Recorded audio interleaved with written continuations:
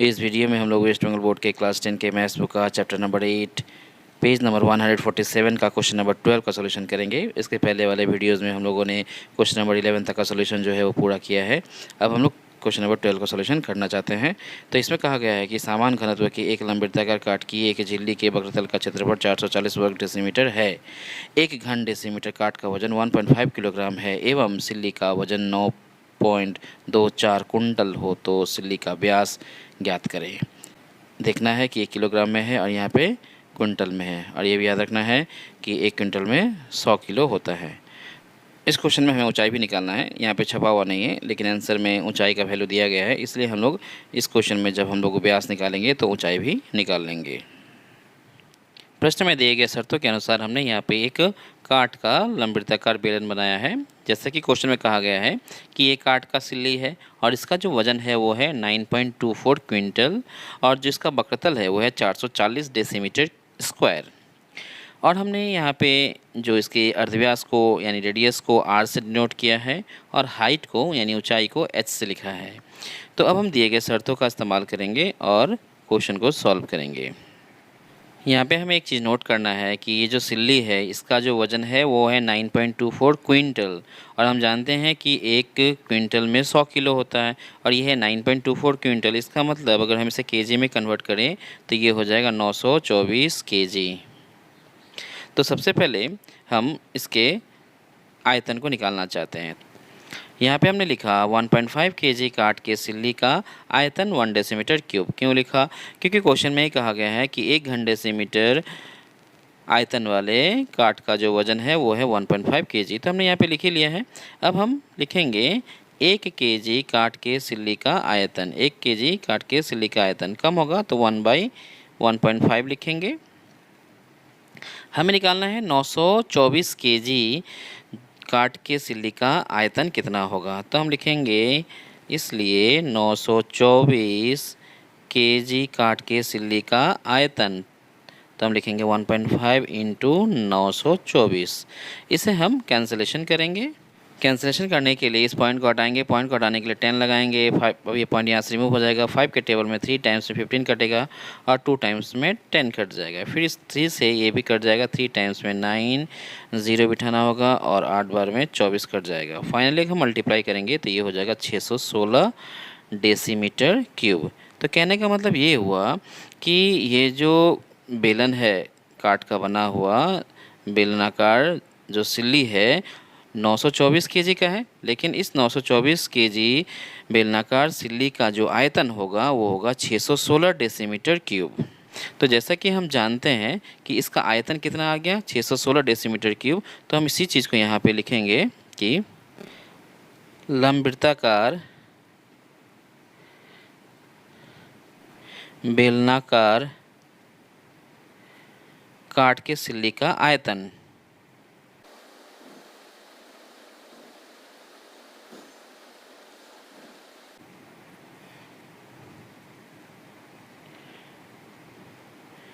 बराबर लिखा 616 decimetre cube. अब हम फार्मूला जानते हैं, तो आयतन का फार्मूला होता है पाई आर स्क्वायर एच, यहाँ लिखेंगे और इक्वल्स टू देके लिखेंगे 616 और डेसीमीटर क्यूब इकाई है तो हम इसे यहाँ पे लिख देंगे और इसे नाम रख देंगे इक्वेशन नंबर 1। दूसरे कंडीशन में जो कहा गया है कि ये जो सिल्ली है इसके वक्रतल का क्षेत्रफल है 440 डेसीमीटर स्क्वायर, तो हम उसे लिख लेंगे। तो यहाँ लिखेंगे लंबवृत्ताकार बेलनाकार काठ के सिल्ली के वक्रतल का क्षेत्रफल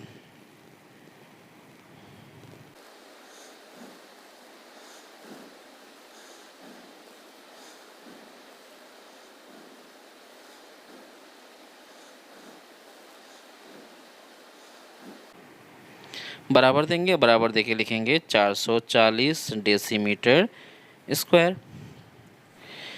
वक्रतल का फार्मूला होता है 2 पाई आर एच, इक्वल देके लिख देंगे हम 440 और इकाई में हम लिखना पड़ेगा डेसीमीटर स्क्वायर और इसे हम नाम रख देंगे इक्वेशन नंबर 2।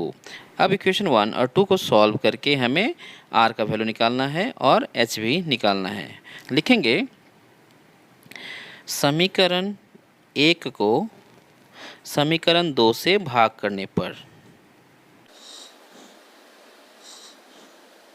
तो समीकरण 1 में लेफ्ट साइड में है पाई आर स्क्वायर एच और समीकरण 2 में लेफ्ट साइड में है 2 पाई आर एच। इसे लिख लेना है, इक्वल लगाना है। तो समीकरण 1 के राइट साइड में है 616, ये ऊपर रहेगा, और इक्वेशन नंबर 2 के राइट साइड में 440, वो नीचे रहेगा। हम यहाँ पे इस तरह से लिख लेंगे। कैंसिलेशन करेंगे हम लोग। तो कैंसिलेशन करते समय पाई को हम पाई के साथ काट सकते हैं, एक आर को एक आर के साथ काट सकते हैं, एच को एच के साथ काट सकते हैं। इस साइड में हम देखेंगे तो यहाँ पे हम 11 के टेबल में 4 बार में 44 को काट सकते हैं, फिर 0 लिखेंगे, 5 बार में 55, 6 बचा, 6 बार में 56, ये कट गया। और हम इसे 4 से काट सकते हैं, 10 बार में 40, 4 एकम 4, 4 बार में 16, यानी 14 बार में 56 कट गया। फिर हम 2 से काटेंगे इसको 5 बार में, और ये कट गया 7 बार में। फाइनली हम देख रहे हैं कि यहाँ पे बच गया r/2 और राइट साइड में बच गया 7/5। क्रॉस मल्टीप्लाई करेंगे, क्रॉस मल्टीप्लाई करने के बाद आएगा r = 14/5। 14 को अगर हम 5 से डिवाइड करेंगे तो ये आ जाएगा 2.8 डेसीमीटर क्यूब। डेसीमीटर क्योंकि ये अर्धव्यास आया है, अर्धव्यास का इकाई जो होगा वो होगा डेसीमीटर, तो हम यहाँ पे लिखेंगे डेसीमीटर। तो अर्धव्यास आ गया। क्वेश्चन में हमें व्यास निकालने के लिए कहा गया है, तो हम व्यास निकाल देंगे। तो लिखेंगे बेलनाकार सिल्ली का व्यास।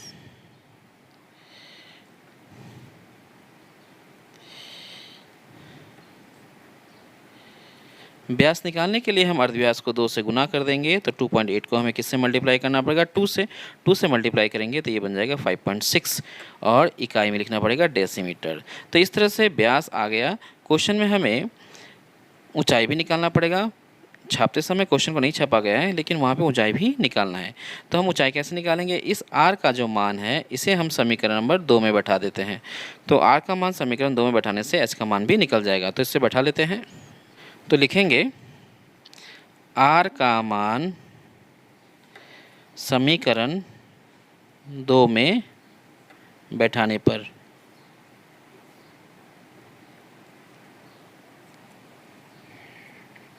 तो समीकरण 2 क्या कहता है, समीकरण 2 कहता है 2 पाई आर एच इक्वल्स टू 440।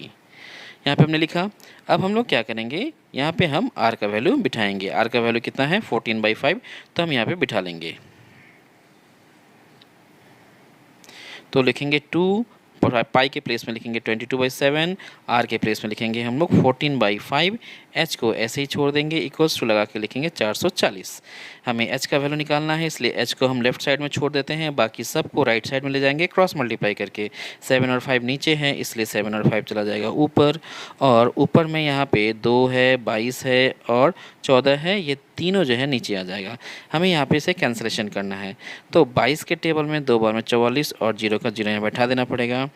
इसके बाद हम 7 के टेबल में 2 बार में 14 काट सकते हैं, और 2 से ये 10 बार में कट जाएगा, फिर ये 2 से और 5 बार में कट जाएगा। फाइनली 5 और 5 मिलके बन जाएगा 25, यानी हाइट जो है वो आ गया 25, और इकाई में क्या लिखना पड़ेगा, डेसीमीटर। तो इस तरह से हम देख रहे हैं कि जो बेलनाकार सिल्ली है इसका व्यास आ गया 5.6 डेसीमीटर और ऊंचाई आ गया 25 डेसीमीटर। इसे हम एक बार फाइनल स्टेटमेंट में लिख देते हैं। तो यहाँ पे हमने लिखा बेलनाकार सिल्ली का व्यास 5.6 डेसीमीटर, जो यहाँ पे आया था, और फिर लिखा बेलनाकार सिल्ली की ऊंचाई, ये कितना आया था 25 डेसीमीटर, तो हमने यहाँ पे लिख दिया 25 डेसीमीटर, इसलिए ये दोनों हो गया हमारा आंसर।